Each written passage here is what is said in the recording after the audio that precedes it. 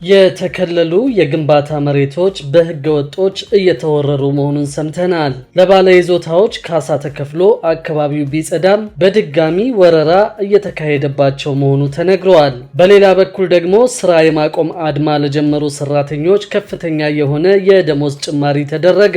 በስራ ማቆም አድማው ቀናት ከሌሎች ሀገሮች ሰራተኞች መጠው ሲሰሩ ነበር ተብሏል። ሰላም ቤተሰቦቻችን፣ መረጃዎቹን የት ሀገርና የት ከተማ ሆናችሁ እየተከታተላችሁ እንደምትገኙ በሐሳብ መስጫው ላይ ጻፉልን። በየትኛው ጉዳይ ላይ መረጃ እንድናቀርብላችሁ እንደምትፈልጉ ማሳውቁን። አሁን ዝርዝር መረጃዎቹን አንድ በአንድ ወደ እናንተ እናደርሳለን። እስከ መጨረሻው አብራችሁን ቆዩ።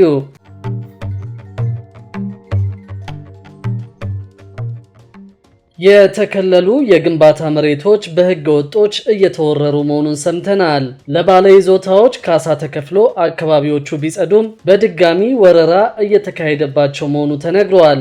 ለሼዶችና ለኢንዱስትሪ ልማት በተለዩና በተዘጋጁ ክፍት ቦታዎች ላይ ህገ ወጦች በዘፈቀደ ግንባታዎች እያከናወኑበት መሆኑን የኢንዱስትሪ ፓርኮች ልማት ኮርፖሬሽን አስታውቋል።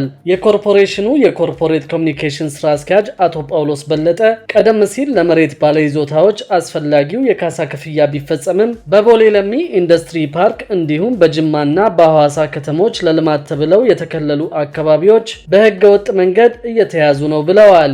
ጉዳዩ ከተቋማችን አቅም በላይ ነው ያሉት ኃላፊው ከሚመለከታቸው ባለድርሻዎች ጋር ተደጋጋሚ ውይይት ቢያካሂዱም አጥጋቢ ምላሽ ማግኘት እንዳልቻሉም ተናግረዋል። የፌዴራልና የክልል መንግስታት አፋጣኝ ምላሽ እንዲሰጡም በዚህ አጋጣሚ ጠይቀዋል። የኢንዱስትሪ ፓርኮች ልማት ኮርፖሬሽን ከሚያስተዳድራቸው 13 የኢንዱስትሪ ፓርኮችና የድሬዳዋ ነፃ የንግድ ቀጠና መካከል 10ሩ ወደ ልዩ የኢኮኖሚ ዞን ማደጋቸው ይታወቃል። እነዚህም ልዩ የኢኮኖሚ ዞኖች ካሏቸው 177 ሼዶች 150 በሀገር ውስጥና በውጭ ባለሀብቶች መያዛቸው የተገለጸ ሲሆን ባለፉት 9 ወራት ከ80 በላይ አዳዲስ ኢንቨስትመንቶች ወደ ልዩ ኢኮኖሚ ዞኖቹ መግባታቸው ተመላክተዋል። የተቋሙ ስራ አስፈጻሚ ዶክተር ፍስሐ ይታገሱ በተለይም በቦሌ ለሚ አካባቢ ለአርሶ አደሮች ካሳ ተከፍሎ እንዲነሱ ቢደረግም ቦታዎቹን ደላሎች መቆጣጠራቸውን ገልጸው ለኢንዱስትሪ ፓርኮች ተብለው የተከለሉ ቦታዎች የደላሎች መጫወቻ እየሆኑ በመገኘታቸው የሀገሪቱ ፓርላማ እንዲረዳቸው ጠይቀዋል። ኮርፖሬሽኑ ይህ ጉዳይ ከአቅሙ በላይ እንደሆነም አሳስበዋል። የመሬት ይዞታዎቹ ከሶስተኛ ወገን ነፃ እንዲሆኑ ከፍተኛ ጥረት እየተደረገ ቢሆንም አሁንም የመንግስት አካላት እንዲረባረቡ ተጠይቋል። በሌላ በኩል ደግሞ የስራ ማቆም አድማ ለጀመሩ ሰራተኞች ከፍተኛ የሆነ የደሞዝ ጭማሪ ተደረገ።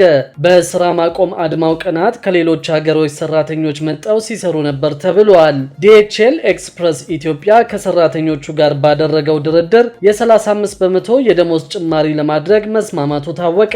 የዲኤችኤል ኤክስፕረስ ኢትዮጵያ የሰራተኞች ማህበር ሊቀመንበር አቶ ጥላውን ታደሰ እንደተናገሩት የድርጅቱ ሰራተኞች የደሞዝ ጭማሪ በመደረጉ ለ5 ቀናት የተደረገው የስራ ማቆም አድማ ሙሉ ለሙሉ መቆሙን ተናግረዋል። ከሚያዝያ 30 ቀን 2017 ዓ.ም ጀምሮ እስከ ግንቦት 5 ቀን 2017 ዓ.ም ድረስ የተደረገው የስራ ማቆም አድማ በተደረሰው ስምምነት መሰረት መቆሙን አቶ ጥላውን ገልጸዋል። በዚህም በዛሬው ዕለት ሙሉ በሙሉ ስራ እንደሚጀምሩ ማረጋግጠዋል። እቅዳችን ለሰራተኞች 120% ደሞዝ ማስጨመር ነበር። ነገር ግን በማህበሩና በድርጅቱ መካከል በተደረጉ ተከታታይ ድርድሮች ለሰራተኞች 35 በመቶ የደሞዝ ጭማሪ እንዲደረግ ከስምምነት ላይ ደርሰናል ብለዋል። የደሞዝ ጭማሪው የተደረገው ከድርጅቱ ከፍተኛ አመራሮች ውጭ ላሉ ሁሉም የበታች ሰራተኞች ነው ያሉት አቶ ጥላሁን ያሰብነው የደሞዝ ጭማሪ ባይሳካልንም የተወሰነውን ማግኘት ችለናል ብለዋል። በመስከረም 2018 ዓ.ም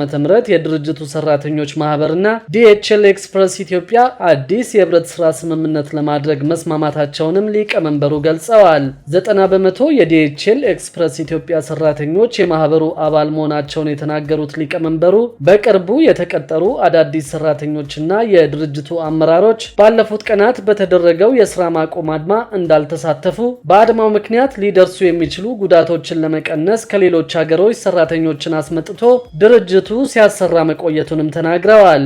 የዲኤችኤል ኤክስፕረስ ኢትዮጵያ ቅርንጫፍ ቢሮ ከስምምነት ተደርሶበታል ስለተባለው ከ35 በመቶ በመቶ የደሞዝ ጭማሪ ጋር በተያያዘ ምላሹን ለማካተት የተደረገው ጥረት አልተሳካም። ባለፈው ሳምንት ድርጅቱ ሁሉንም ወገኖች ተጠቃሚ የሚያደርግ የጋራ ድርድር ለማድረግ ዝግጁ መሆኑን በሰጠው ምላሽ ገልጾ ነበር። ድርጅቱ በወቅቱ በኢሜይል በሰጠው ምላሽ የድርጅቱን ሰራተኞች ደህንነት ማስጠበቅ ባህሉና ዋና መለያ ባህሪው ነው ሲልም አስታውቆ ነበር። በሌላ መረጃ ደግሞ ኢትዮጵያ ከቡና የወጪ ንግድ በሀገሪቱ ታሪክ ከፍተኛውን ገቢ ማግኘቷ ተገለጸ።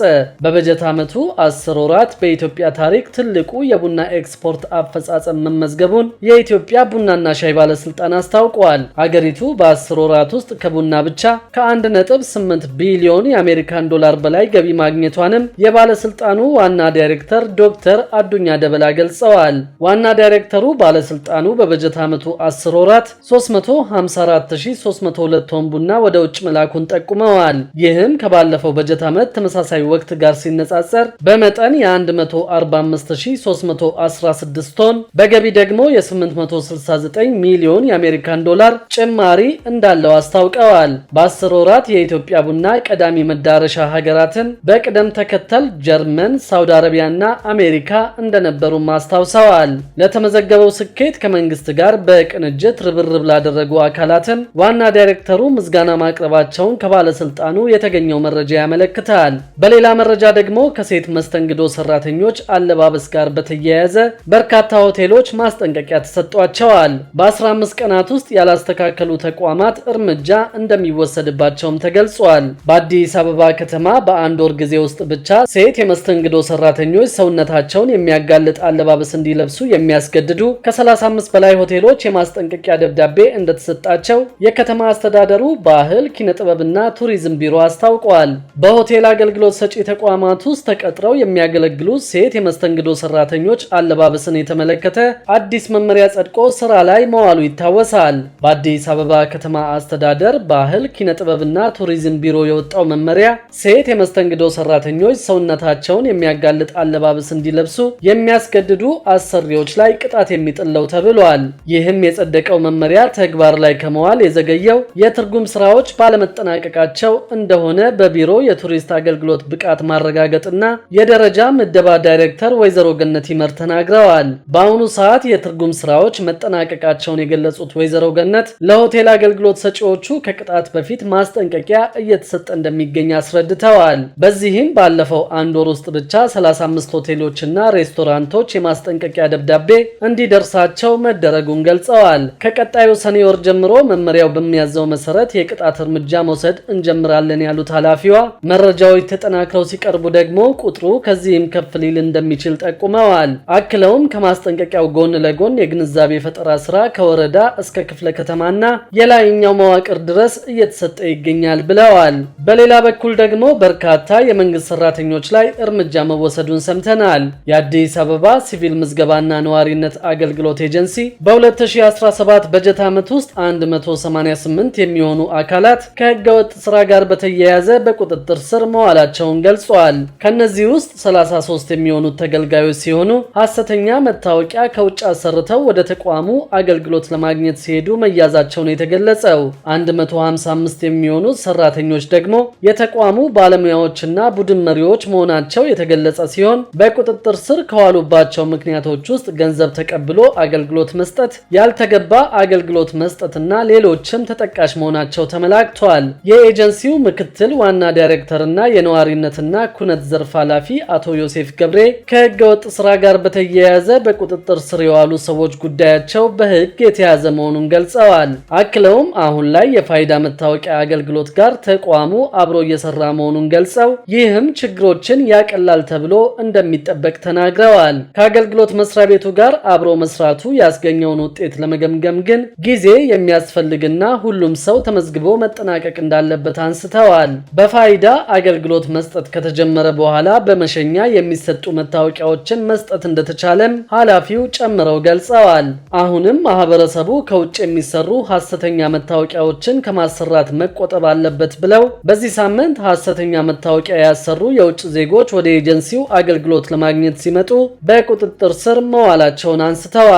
በተለይም ከውጭ ሀገራት ወደ ሀገር ውስጥ የሚገቡ ዜጎች ራሳቸውን ከሐሰተኛ ደላሎች በመጠበቅ ከወንጀል ተጠያቂነት መዳን አለባቸው ሲሉ ምክትል ዋና ዳይሬክተር ዳይሬክተሩ አሳስበዋል። ክቡራትና ክቡራን የአዲስ ቢዝነስ የዩቲዩብ ቻናል ተከታታዮቻችን ይህንን ቻናል ሰብስክራይብ ሳታደርጉ የምትከታተሉን ከሆነ ቢዝነስና ሌሎች ተያያዥ ጉዳዮችን በተመለከተ አዳዲስ መረጃ ለማግኘት የዩቲዩብ ቻናሉን ሰብስክራይብ በማድረግ ቤተሰብ እንድትሆኑም በትህትና እንጠይቃለን።